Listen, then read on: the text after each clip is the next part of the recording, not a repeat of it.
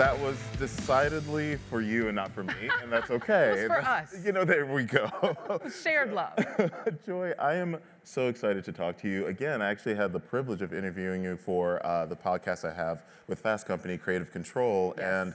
and the second we hung up the phone, I emailed your PR person. I was like, I need her at the festival because you were just so candid and so insightful. So thank you for being here. Well, thank you for having me. And, you know, I just want to ask to start off, how are you? Because this past week has been a lot, to say the very least. So Yes. how are you? How have you been processing everything that's been happening? Well, apparently I don't have the brain processing capacity. Well, okay.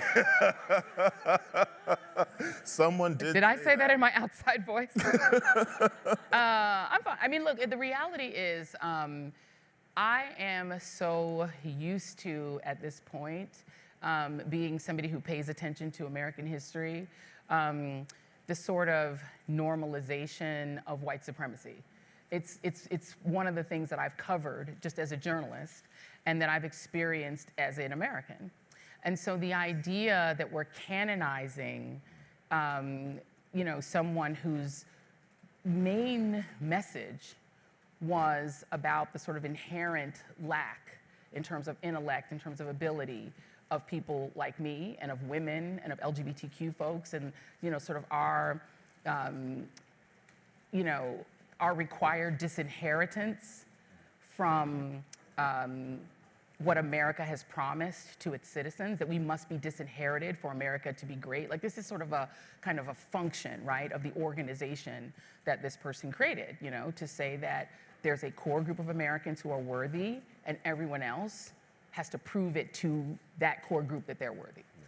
And that's the main message. And so for Black folks, when we see that person canonized, when it becomes almost an article of faith that you know that it is almost blasphemy to not venerate this person. And also as a media person, when we're told that we're not mature enough as adults to understand who someone is and what they've said and what they've said proudly, their own message, repeating their own message, repeating their own words is somehow heretical to the national canon. You know, how I am a Black American who that is what America has always been, you know. I was just today watching a young man who's a young historian on social media who talked about the entire sort of, there was an entire meme culture of mocking Trayvon Martin's death, of mocking George Floyd's death, of mocking Sandra Bland's death. It's called the Do Nothing meme movement that spread across the far right among the same people who were fans of this person. That movement has been anti-Black. It's been cruel about the deaths of Black people. That movement has been insensitive to, ignored the attack on Paul Pelosi, didn't care, laughed about it, mocked it, didn't care about those Minnesota lawmakers, mocked them. And so to now be told, you know, just as a Black person, you must now venerate this person. You're required to do it. I refuse to be forced to do that. I can be horrified by political violence and murder, and I'm anti-murder in general. Sure. So I can be horrified by someone's murder without being required to venerate them, and without being required to ignore the things that they've said. This is why you're so good at what you do and why you have the platform that you do. Because I asked you not a simple question. One question. You just said, how are you? Oh, I'm okay, though. I'm good. I never want that. I never want that. No, don't you ever do that to me. I want an honest answer, which you gave. So I really appreciate that. And, you know, before we get into the career that you're building now in independent media, we have to talk about the career you had in mainstream media. Yes. Which is, of course, your time at MSNBC. Now, you spent over a decade at MSNBC. You led 3 shows, an Emmy nomination, NAACP Image Award, and then you were fired. Like back in February, the network announced a shakeup, and your show, The Readout, was canceled. So for those who may not know the story or may not have heard it in your own words, like, Tell us what happened and why it happened. Yeah, it happened like about a week after we got the NAACP Image Award, which was our third NAACP Image Award. And during Black History Month. And during Black History Month, let's just say, it was during they were like, Happy Black History Month, you're fired. It was interesting because I had just been re-signed. Rashida Jones, who was the former president of MSNBC, had just re-signed me in December. And we had a trouble, I had my issues with management, clearly. They weren't fans of my social media, which I, was very determined to maintain, because I think that in the modern age of media, each journalist is responsible not just for their work, for the institution that's paying them, but also responsible for building their brand. I used to be a digital journalist at NBC Local, and they used, NBC used to refuse to break stories online when I was a digital editor. It used to be such a source of frustration. I used to beg my anchors to do little blogs for me, to write online, because I was like, you have to have an online presence, because, as a younger person in that medium, I was like, you guys are ignoring this whole audience that doesn't watch TV. We've got to be digital. And then I came back into NBC as a digital journalist at thegrio.com as managing editor. We were pushing to have this digital presence that lived alongside the TV presence. But there's just, in the cable world especially, because most of their income comes from those cable subscriptions, they're so TV focused. And in the broadcast side, they're so TV focused that sometimes I think they miss the importance of digital media and social media. But I always saw it as important. So I would fight for my digital presence and for my digital voice. It was a source of frustration, I think, for management, particularly on two subjects, Trump and Gaza. And that discomfort was made very clear. It was also made very clear to me, and it's interesting because Karen Attiah, we now just found out for the Washington Post, was fired not just because she quoted Charlie Kirk, but also because they felt offended that she talked about white nationalism and white Christian nationalism. I had that same thing happen to me at MSNBC, where I was told, by HR that, white colleagues were uncomfortable with me talking about white Christian nationalism. Now, to be clear, I normally did that with people like Robert Jones of Public Religion Research Institute, who is a white Christian who studies white Christian nationalism. I didn't just spout off. I had experts in the room with demographics and data, right? You're a journalist, you had sources. Right, so I wasn't just saying, I wasn't just giving my opinion. Right. I was, speaking with people who were, or Frank Schaeffer, whose father basically founded white Christian nationalism. I would have him on and we talked. So I was not doing it in a vacuum, but it was still, people felt uncomfortable with it. So I knew that there was that tension and that discomfort, and we felt a deep pressure, my agent and I, we felt the pressure that was on us toward the end of last year, particularly after the election result went as it did, and as we, who were studying and looking at the oncoming fascism that we were facing, normally what happens is corporations bend the knee. The business world bends the knee. So we felt the pressure was going to get worse after the election, and we knew that. But once we were re-signed, I felt that, we'd gotten past that. We had a really rough time with management, but we were past it, because when you resign someone, you normally don't fire them because you have to pay them out. Like, it doesn't seem logical, right? So so that's why I didn't see it coming at all. So the last conversation that we were having with management was them congratulating us on our NAACP Image Award. And so we were texting with the president. I was texting with the president. We were talking about congratulating her, because then the turnover happened in January, that she was now the president of MSNBC. My executive producer and I were texting her about, hey, we would love to take you to dinner to congratulate you. Like, we had no sense that we were in a fight with these folks. And then we just, I got fired on my day off, a Saturday. It leaked to Oliver Darcy, or no, not Oliver Darcy, one of the other journal, Puck News, I think, got the leak. And then by that next morning, I was fired. So it was very abrupt. Honestly, their loss, because their show was canceled in February, and then just in June, like a couple of months later, you launched your podcast, The Joy Reid Show, which is absolutely incredible. If you haven't listened to it, it is phenomenal. So Joy Reid that we've come to know and love, but it's on your own terms. Yeah. And so take us through that decision of starting your own independent media brand. Yeah, and please subscribe. It's thejoyreidshow.com. You better plug yourself. I love it. I almost wore my merch, but I was like, this fit was better. So I mean, and this is part of the answer of holding on to my social media brand. So I had a Substack. And I had started a Substack like about a year ago, and all I did with my Substack was I would do like live chats. I don't know if you guys would see if you ever watched the MSNBC specials with me and Rachel and Nicole and the gang, and we would all sit there, and I would have my laptop there. But what I would do with my Substack is I would like live chat with the people who signed on to my Substack. I didn't charge for the Substack. I wasn't trying to make money on the side. It was just a fun way to interact, because I had gotten off Twitter. And once I left Twitter, which I still call Twitter, just like I still say Puffy. I'm sorry if y'all are new school. That thing is called Twitter. They still tweet. It's Twitter. I'm sorry. You can call that whatever you want. So I, and since I got off Twitter, I was like, I still love the interaction of Twitter. That's what I loved about Twitter, was being able to talk back to people. So all I would do with it is do that. I would write the occasional little column. I didn't write a lot on there, but I was told I wasn't allowed to have the Substack. I needed to get rid of it. Now, I knew other people who shall remain nameless had Substacks. I was like, I'm not going to delete it. You can say the names. I'm not going to say the names and throw people under the bus, but I'm like, why does this person have a Substack? And I was told, well, we'll make them get rid of theirs too. I was like, okay, we'll see if that happens. Right. But until that happens, I'm keeping mine, right?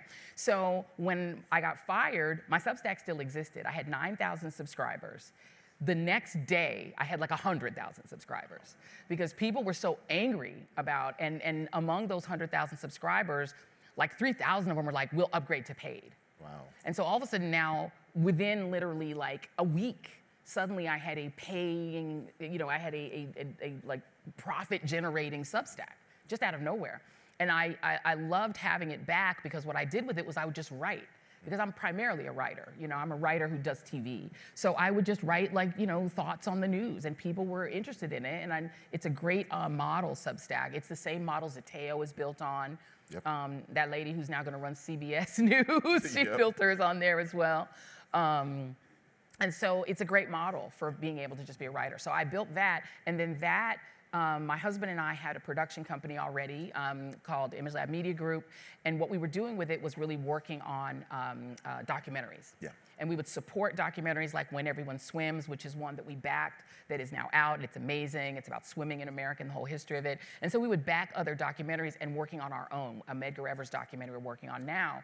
But we took that same production company, we hired a few part-time stalwart people, and we just decided to launch the show. Yeah. Because I did not want my voice to be silenced just because I was not working in mainstream media. So we had a structure, we had a company, and we had some income from Substack, and we used those three things and built the company from the ground up. And we did it pretty fast. Yes, at least you did. From February to June. You Yeah. mentioned June, and so I just want to make the point that it's not just about rebounding. It's really about owning your content, owning your audience, owning your intellectual property. And you mentioned, Karen Ataya from the Washington Post lost her job because she, was speaking about Charlie Kirk. Matthew Dowd at MSNBC. Matthew Dowd, that was, thing. yeah, unbelievable. Same thing, just basically reiterating the rhetoric that this man Right. had, and they lose their job. And so, and there's so many other examples of this, but what does that sense of ownership mean against this current climate of mainstream media that we're in, where we're seeing the censor of journalists and like the science of journalists? So what does it mean to you to have your own platform?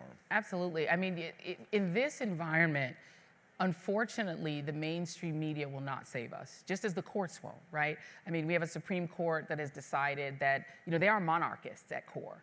And so they've decided that this unitary executive theory that we first heard during the George W. Bush administration, they've now wrapped their arms around it. The majority on the Supreme Court believe in a unitary executive, meaning that Donald Trump has absolute power.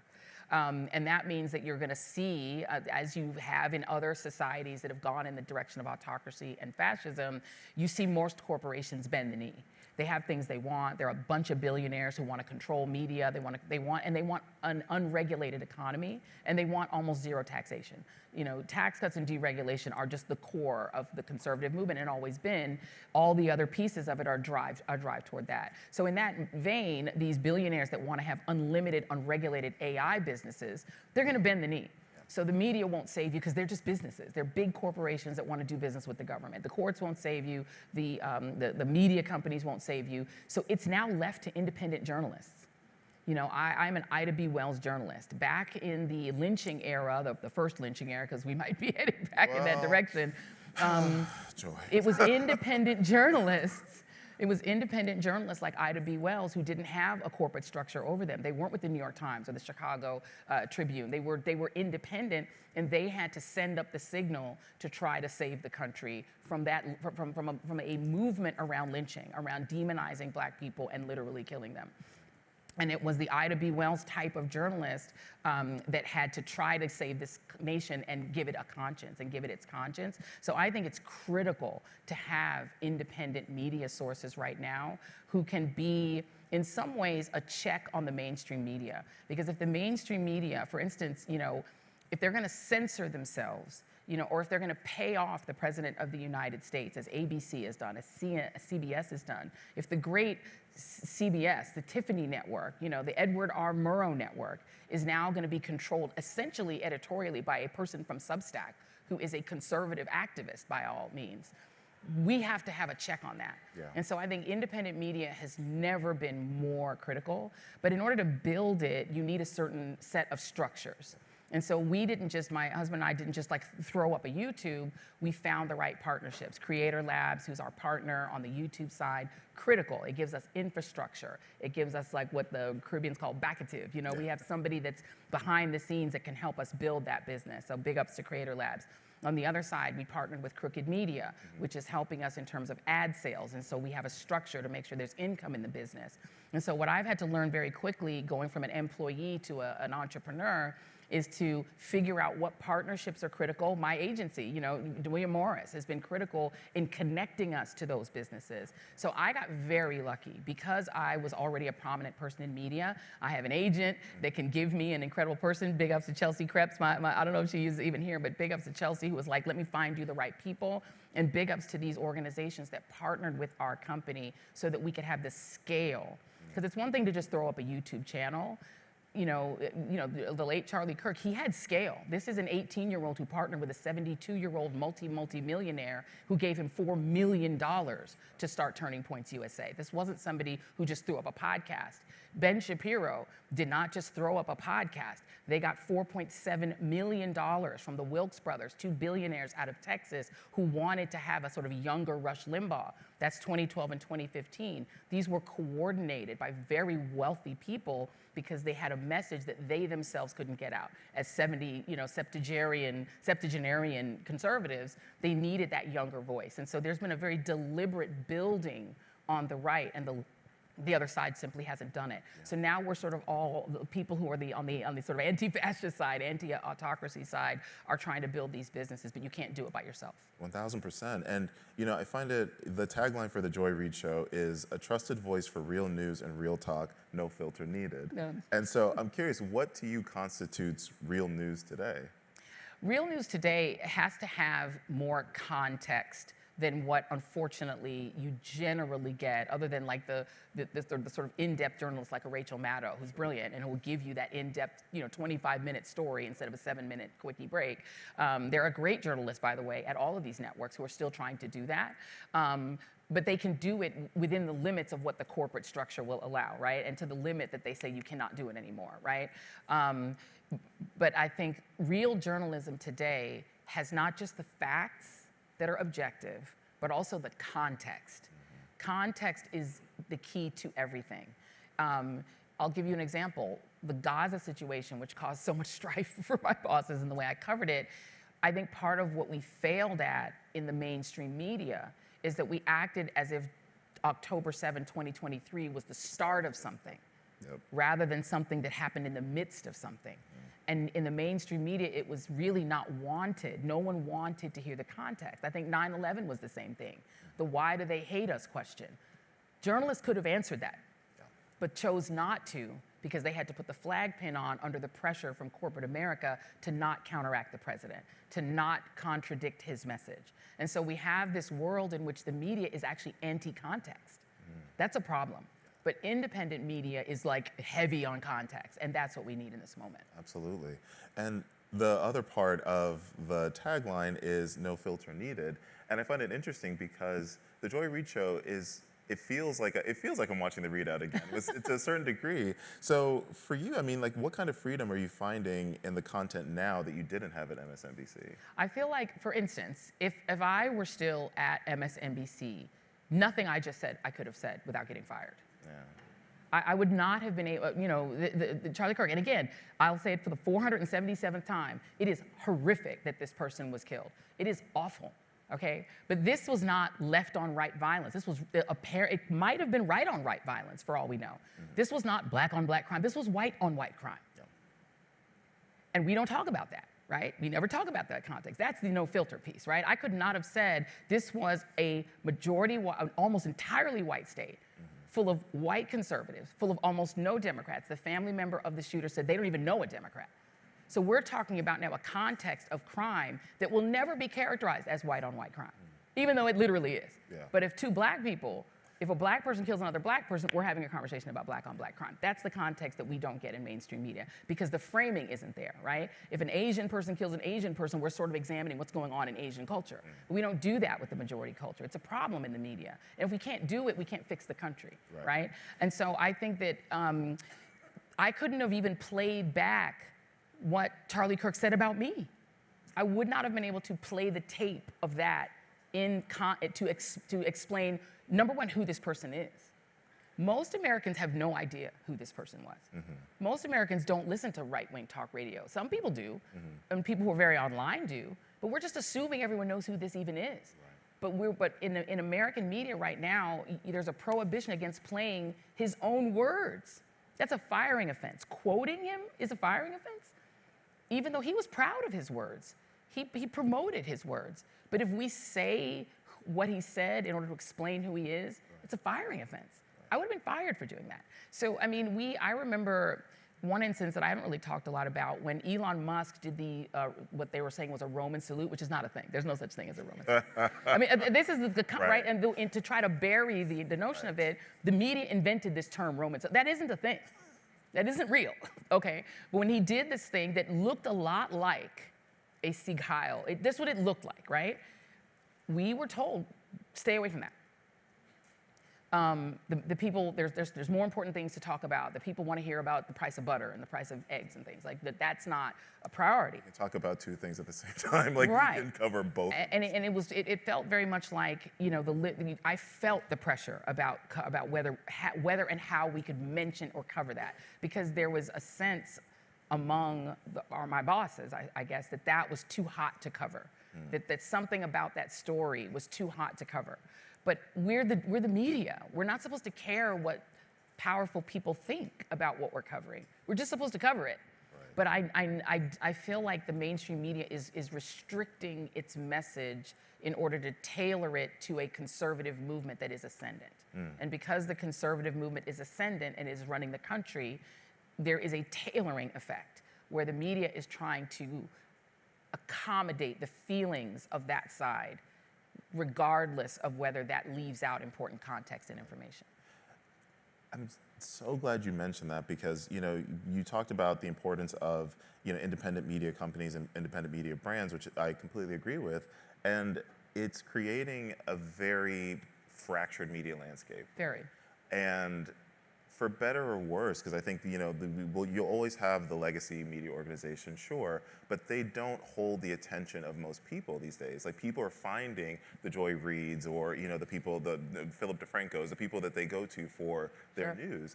And so I completely agree that it's important, but I would just love for you to give me the pros and cons of what it means to have a fractured media landscape right now. Unfortunately, we're in a choose-your-own-adventure landscape in media. People do not trust the media that does not tell them what they already believe. And I think that's true of left and right. I think people just don't trust any media who do not affirm their own preconceived opinions. So people are choosing to find voices who will just tell them. This is the genius of Fox. Roger Ailes' genius was to figure out what angers conservatives and then just tell them that they're right. The overall message of Fox is not fair and balanced. It's you're right. You think black people are all criminals? You're right. We're going to just tell you that you're right, and we're going to give you all of this information that affirms that you think that. They just tell the right they're right, and that makes them feel good, and so they love to watch it. But even Fox, which is the most successful cable news channel in terms of its data, its numbers, on a good night, 3, maybe 4 million people are watching that. That is a great number on a good night. Right. About 20 million people used to listen to Rush Limbaugh. On a good night, you'd have to, 3 to 4 million people is less than are watching Nickelodeon, less than are watching ESPN. 3 million people is far less than watch the Super Bowl. Right. 3 million is a great number, but it is not a majoritarian number. Right. And so what you're seeing is there's a hardcore 3 million that will only get information from Fox or only Newsmax, which is about 300,000 people, 400,000 people. I did a TikTok the other day that got 1.1 million people to watch it. It was a 6-minute TikTok clip. And I would find sometimes when I would summarize things that I said on MSNBC on TikTok, that would get 1.1 million people, 1.5 million would just watch that TikTok. People are consuming information in lots of different ways, in lots of different formats. And you have to, if you're not covering social media, legacy, if you're not covering all of it, you're missing huge numbers of people. It's how so many people missed what was going to happen in the election. There are a lot of people who just listen to Joe Rogan, and they think that's the news. People used to think Rush Limbaugh was the news. Right. A lot of people used to think Turning Points USA was the news. A lot of people think Nick Fuentes is the news. Depending on who you are and what your ideology is, you're choosing who is giving you information, and that's why we talk about trusted voices and facts on the Joy Reid Show, because we're trying to make sure that at least some of the trusted voices actually care about the facts. Yeah, absolutely. And I mean, do you think that mainstream media is too far gone, or can it reinvent itself? Like, what is the future of mainstream media? I'm concerned. I mean, I think for the cable networks, people are cord cutting. Yeah. My kids are adults. They're kidults. They haven't had TVs in their room since like middle school. They normally see a TV as a monitor to play video games on. If you're building your future based on that, you're going to serve a lot of people 60 and over. Yeah. It's going to be hard to serve people 30 and under. And I think 30 and under are even more cynical. They've been raised without, they didn't have a 90s. Right. Like we did, where we had money and hope. The first president that they're really aware of was Barack Obama. Right. So they have high expectations that have not been met since. Yeah. And so young people are super cynical. They don't have any money. Everybody's hounding them to have children. They don't have money to have children. They can barely afford their own lives. Right. I do my old person thing where I'm like, when I was young, when I got my first apartment in Fort Greene, Brooklyn, which is now one of the most expensive places to live in America, I had a fourth store walk up with a park view, and it was $450 a month for a studio. Now, it was tiny. Do that. It was tiny, $450. My son, who is now renting a studio about the size of my studio, it's $2,800 a month. In Manhattan, in New York. But we're talking about not that long. No. When I went to Harvard University, it was $22,000 a year. Harvard is now like $90,000 a year. My kids paid $42,000 and $46,000 a year to go to college at the new school. Two of my kids went to the new school and one to Syracuse. 42 and 46. I paid 22 for Harvard. This is the inflation that is destroying young people. Right. So if you want to inform them, you're going to have to find something better than trying to do cable news segments. They're not listening to that. They can't even afford cable. And even if they could, they wouldn't get it. Right. They don't want it. Right. So how do you see your brand evolving in this landscape? Because I can't emphasize enough how important your voice in this landscape is. So how do you see yourself evolving the Joy Reid Show? So I've evolved so much that I used to be in talk radio, and I think talk radio is great training for cable news. A lot of folks, Rachel came from talk radio. A lot of us came from the radio world. So I think I've been so I'm Gen X. Yeah. All we do is evolve, baby. We gave y'all hip hop. We had to figure out how to use computers. We had to figure out how to do all this stuff. We didn't know y'all didn't have none of that before us. We had rotary phones, and we had to figure out how to use a cell phone. We are evolvers. And so as a Gen X sister, I will evolve into whatever the era is. I was super online. My kids call me an old millennial. I take more selfies than them. I'm online more than them. My daughter's like, no more screen time. Last night she lectured me on screen time. She was like, she wrote down on paper. She made a list. She was like, too much screen time. We're gonna cut you off at 11. So I've just always been an evolver. Right. And whatever the new sort of media thing is, I jump on it. I'm on TikTok. I'm on Instagram, and I find that I have different audiences that take in what I do in different ways. So the Joy Reid Show is part of that evolution. I'm gonna go where the people are, and I'm gonna try to give people the information that I think is important for them to have to survive this era. We will survive it. The world is cyclical. We were here in the 30s, we're back again. It always is a wheel. And what I would caution people on the right who are feeling triumphant right now, that you've taken over the media, you've taken over the government, you've taken over the courts, congratulations, it's always a cycle. History is a wheel. It is not a line. And it always comes back. And when it comes back, you just better hope that the people who then take power are more merciful. And the left is generally much more merciful. But they will change these things back. These museums are not going to be stripped of slavery. Right. The slavery exhibits will come back. Right. People already have read the 1619 Project. You can't make them unlearn that. They read Black AF history. They already know that slavery was horrific and evil. You are not going to convince people that it's not. And so I think that people who feel triumphant in this era when autocracy is rising, they just forget that Germany is now a normal country. Is a normal country. Poland, after 8 years, is back to being a normal country. Fascism has its moment, but it's always just a moment. And I, as a person whose parents come from foreign shores, where people had presidents for 20 and 40 years, I promise you, it will turn. You know what's so funny? My last question to you was that I was going to ask, in everything feels so unstable, and I was going to say, like, what, if anything, is keeping you sane and grounded? And I think you just answered it. Yeah, history. History teaches me that change is always possible. Our ancestors changed a country that enslaved them for 400 years, hated them, undid Reconstruction with the Redemption Movement, hanged them, lynched them, brutalized them, took 100 years between the 13th, 14th, and 15th Amendments to pass a Civil Rights Act and a Voting Rights Act that is now being destroyed again. We have lived through so much worse, with so fewer resources, with no resources. Harriet Tubman didn't have nothing except her will and the belief in God and a will to go on, right? And so if our ancestors could get us here such that they have something to deconstruct, if we didn't have anything, they couldn't take anything. And I would say the same thing for women. It took women until the 1970s to be able to open a bank account, the 1970s. It took women longer than it took black folks to essentially get freedom. But you got it. They couldn't take it from you if you didn't have it. They couldn't take your abortion rights if you didn't have them. And somebody fought for them. And so I think what we have to do is we have to train ourselves to be like our ancestors who did so much more with so much less. We can survive. These people ain't that brilliant. I'm sorry. Have y'all seen Kash Patel? Did you see his press conference? He's like, we got him. It's like, no, his dad got him. These aren't brilliant people. I see, Pete Hegseth, and I go, okay, right. You know what I mean? So I'm not afraid of these people. Yeah. I'm not afraid of their intellect, but I am afraid of their unity and their unity of purpose and their determination. And so I think on the other side, we need unity, determination, and purpose. If we can do that, we'll be okay. And we need you. Thank you. Thank you so much. Oh, my God.